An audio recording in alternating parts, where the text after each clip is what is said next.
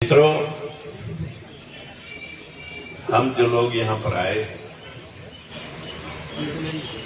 हम कोई अपनी शक्ल दिखाने के लिए या यहाँ भाषण देने के लिए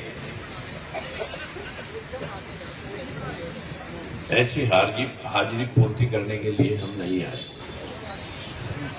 उम्मीद करता हूं कि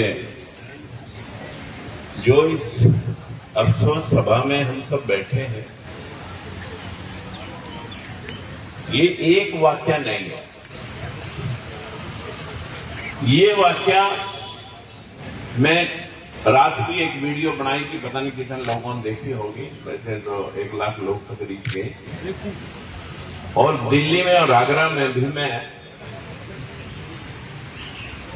इसका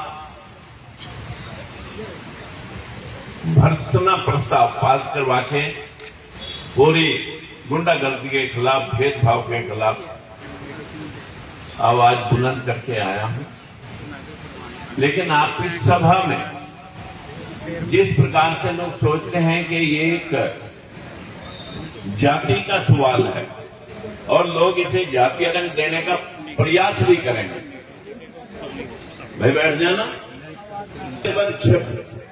मुझे लगभग 28 साल, आप इसका नाम एट्रोसिटी दें या भेदभाव दें या बहुजन समाज के खिलाफ होता हुआ अतिक्रमण समझे। ये अतिक्रमण एक ही हमारे महापुरुष, जो हमारा देवता है वही हमारा भगवान है, वही हमारा देवता है, और इस भेदभाव के खिलाफ महात्मा ज्योतिबा फुले, बाबा साहब भीमराव अम्बेडकर ने जो मुहिम चलाई थी,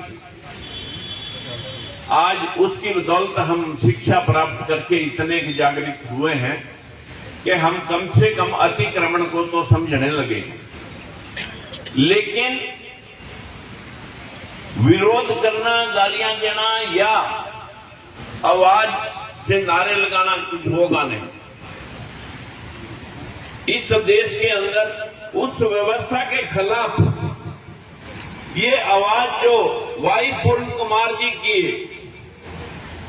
शहादत है, उन्होंने इन सोई हुई आत्माओं को जगाने का प्रयास किया है कि जाग जाओ, नहीं आपका भी हर्ष ऐसा होने वाला है।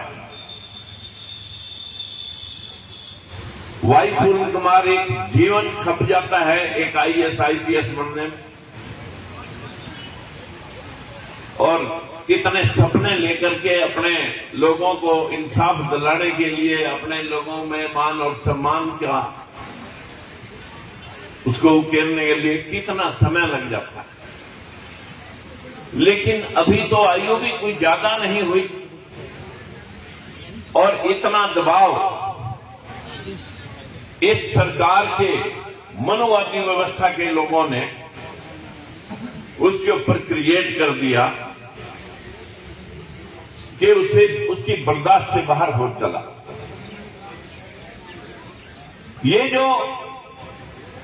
ये जो हालात हैं, इस हालात को बहुत अच्छे से आप समझ सकते हैं कि जो हमें न्याय देने वाली एक संस्था, इस देश के सरकार का एक पार्ट जुडिशरी के ऊपर सबसे सर्वोच्च पद पे बैठा।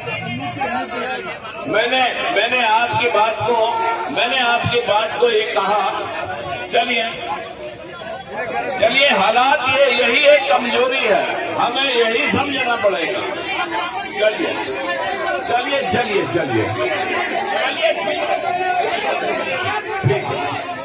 है।